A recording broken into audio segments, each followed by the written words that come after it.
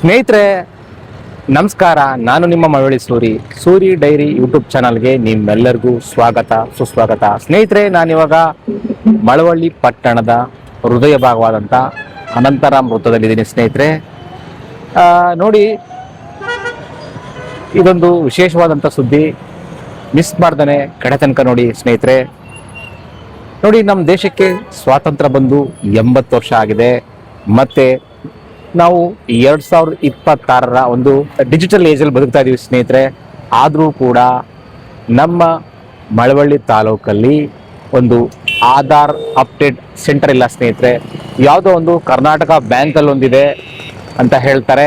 ಆದರೆ ಆ ಒಂದು ಸಣ್ಣ ಪುಟ್ಟ ಬ್ಯಾಂಕಲ್ಲಿ ಮಳವಳ್ಳಿ ತಾಲೂಕಿನ 2 ಲಕ್ಷದ ಒಂದು 70,000 ಜನಸಂಖ್ಯೆ ಇರುವಂಥ ಮಳವಳ್ಳಿ ತಾಲೂಕಿಗೆ ಆ ಒಂದು ಪುಟ್ಟ ಬ್ಯಾಂಕಲ್ಲಿ ಆಧಾರ್ ಅಪ್ಡೇಟ್ ಇರ್ಬೋದು, ನಮ್ಮ ಬಯೋಮೆಟ್ರಿಕ್ ಇರ್ಬೋದು, ಮತ್ತೆ 15 ವರ್ಷಕ್ಕೊಮ್ಮೆ ಮಾಡಿಸುವಂಥ ಒಂದು ಅಪ್ಡೇಟ್ಗಳಿರ್ಬೋದು, ಅದನ್ನೆಲ್ಲ ಖಂಡಿತ ಇಷ್ಟು ದೊಡ್ಡ ತಾಲೂಕಿಗೆ ಆ ಒಂದು ಪುಟ್ಟ ಬ್ಯಾಂಕಲ್ಲಿ ಯಾವ ರೀತಿ ಮಾಡಿಸ್ಲಿಕ್ಕೆ ಸಾಧ್ಯ? ಪೋಸ್ಟ್ ಆಫೀಸಲ್ಲೂ ಕೂಡ ಸಿಬ್ಬಂದಿ ಕೊರತೆ ಇರೋ ಕಾರಣಕ್ಕೋಸ್ಕರ ಅಲ್ಲೂ ಮಾಡ್ತಾ ಇಲ್ಲ. ನೋಡಿ, ನಿಮಗೆ ಇಲ್ಲೊಂದು ನಮ್ಮ ಪ್ರೀತಿಯ ಶಾಸಕರು ಮತ್ತು ಮಂತ್ರಿಯಾದಂಥ ನರೇಂದ್ರ ಸ್ವಾಮಿ ಅವರ ಒಂದು ಕಟೌಟ್ ಕಾಣ್ತಾ ಇದೆಯಲ್ಲ, ಆ ಕಟೌಟ್ ಹಿಂಭಾಗದಲ್ಲಿ BSNL ಆಫೀಸಲ್ಲಿ ಒಂದು ಆಧಾರ್ ಅಪ್ಡೇಟ್ ಸೆಂಟರ್ ಇತ್ತು. ಸ್ನೇಹಿತರೆ, ಅದನ್ನು ಮುಚ್ಚಿ ಭಾಳ ದಿನ ಆಯಿತು. ನಮ್ಮ ಮಳವಳ್ಳಿ ತಾಲೂಕಿನ ಜನತೆ KM ದೊಡ್ಡಿ, ಮಂಡ್ಯ, ಮೈಸೂರು ಮತ್ತು ಕೆಲ ಸಂಬಂಧಿಕರುಗಳು ಊರಿಗೆ ಹೋದಂಥ ಸಮಯದಲ್ಲಿ ಅಲ್ಲೇ ಆಧಾರ್ ಅಪ್ಡೇಟ್ ಮಾಡಿಸ್ಕೊಳ್ತಾ ಇದ್ದಾರೆ. ಸ್ನೇಹಿತರೆ, ಇದು ನಿಜಕ್ಕೂ ಒಂದು ಬೇಸರದ ಸಂಗತಿ. ಆಧಾರ್ ಬಂದು ಕೇಂದ್ರ ಸರ್ಕಾರ ಯೋಜನೆ ಮತ್ತು ಕೇಂದ್ರ ಸರ್ಕಾರದ ವ್ಯಾಪ್ತಿಗೆ ಒಳಪಡುತ್ತೆ.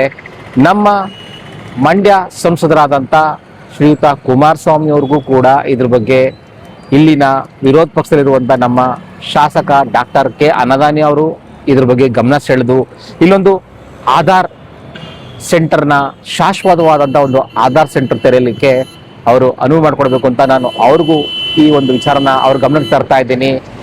ಮತ್ತು ಹಾಲಿ ನಮ್ಮ ಮಂತ್ರಿಗಳಾದಂಥ ಶ್ರೀಯುತ ನರೇಂದ್ರ ಸ್ವಾಮಿ ಅವರು ಕೂಡ ಇದ್ರ ಬಗ್ಗೆ ಒಂದು ರಾಜ್ಯ ಸರ್ಕಾರದ ಗಮನ ಸೆಳೆದು ಅಥವಾ ಕೇಂದ್ರ ಸರ್ಕಾರದ ಗಮನ ಸೆಳೆದು ಇದನ್ನ ಆದಷ್ಟು ಬೇಗ ತರಲಿ ಅಂತ ಕೂಡ ನಾನು ಅವರ ಒಂದು ಗಮನಕ್ಕೆ ತರಲಿಕ್ಕೆ ಇಷ್ಟಪಡ್ತೀನಿ.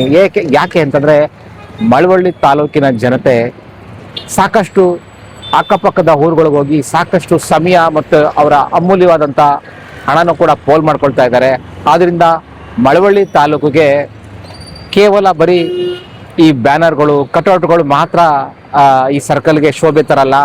ಜನಗಳಿಗೆ ತಮ್ಮ ಅಗತ್ಯ ಅಪ್ಡೇಟ್ಗಳನ್ನ ಮಾಡಿಸ್ಕೊಳ್ಳಿಕ್ಕೆ ಬೇಕಾಗಿರುವಂಥ ಎಲ್ಲ ಡಿಜಿಟಲ್ ಪ್ಲಾಟ್ಫಾರ್ಮು ಇದೇ ತಾಲೂಕಲ್ಲಿ, ಅದರಲ್ಲೂ ಪ್ರತಿ ಹೋಬಳಿಲಿ ಸಿಗುವಂತಾದರೆ ಖಂಡಿತ ನಮ್ಮ ತಾಲೂಕಿನ ಜನತೆಗೆ ಒಂದು ನೆಮ್ಮದಿ ಸಿಗುತ್ತೆ.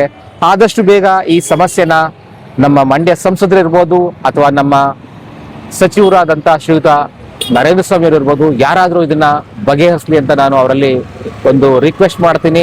ಆಗೊಂದು ವೇಳೆ ಇವ್ರು ಯಾರು ಬಗೆಹರಿಸಿಲ್ಲ ಅಂತಂದ್ರೂ ಕೂಡ ಇದನ್ನ ಬೇರೆ ಒಂದು ರೀತಿಯಲ್ಲಿ ಕೇಂದ್ರ ಸರ್ಕಾರದ ಗಮನ ಸೆಳೆದು ಅಥವಾ ನ್ಯಾಯಾಲಯದ ಕದ ತಟ್ಟಾದರೂ ಕೂಡ ನಮ್ಮ ತಾಲೂಕಿನ ಈ ಆಧಾರ್ ಅಪ್ಡೇಟ್ ಸೆಂಟರ್ನ ಬರುವಂತೆ ಮಾಡಲು ನಾವು ಕೂಡ ಒಂದು ಎಫರ್ಟ್ ಹಾಕ್ತೀವಿ. ಧನ್ಯವಾದ ಈ ವಿಡಿಯೋ ನೋಡೋದಕ್ಕಾಗಿ. ಈ ಒಂದು ವಿಡಿಯೋನ ಮಳವಳ್ಳಿ ತಾಲೂಕಿನ ಪ್ರತಿ ಮೊಬೈಲ್ಗೂ ಶೇರ್ ಮಾಡಿ ಮತ್ತು ನನ್ನ ಸೂರಿ ಡೈರಿ ಯೂಟ್ಯೂಬ್ ಚಾನಲ್ನ ಸಬ್ಸ್ಕ್ರೈಬ್ ಮಾಡ್ಕೊಳ್ಳಿ. ಧನ್ಯವಾದ ಸ್ನೇಹಿತರೆ. ಮತ್ತೊಂದು ಸ್ಟೋರಿಯಿಂದ ಮತ್ತೊಮ್ಮೆ ನಿಮ್ಮನ್ನ ಭೇಟಿ ಆಗ್ತೀನಿ. ಧನ್ಯವಾದ.